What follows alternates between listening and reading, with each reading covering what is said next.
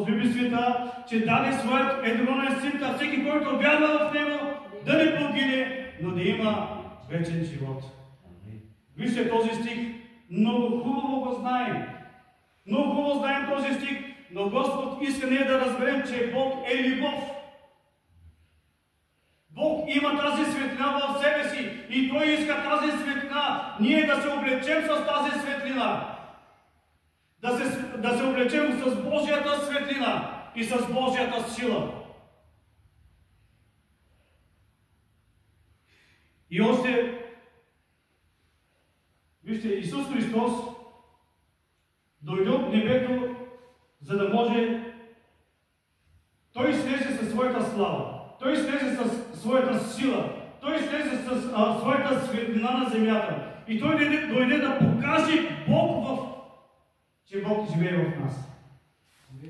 Той дойде да покаже, че Бог иска да живее в нас. Не някъде другаде. Защото ние сме направени по Божия образ, братя и сестри.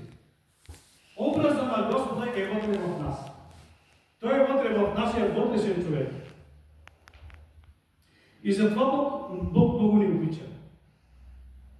И затова Исус Христос, когато се кръсти в река Йордан, там какво стана? И Божието Слово казва, че небето се отвори.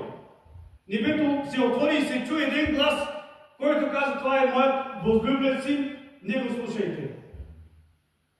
Вижте, това са думи от небето. Но небето, който каза, това е моят възлюблен син, не го слушайте. Вижте какво прави Бог за нас, за хората. Какво избавление, какво изкупление Той извърши за нас. А ние си пеем песента, казвам, аз съм християнин, но имаш ли живот в себе си? Живееш ли за Христа?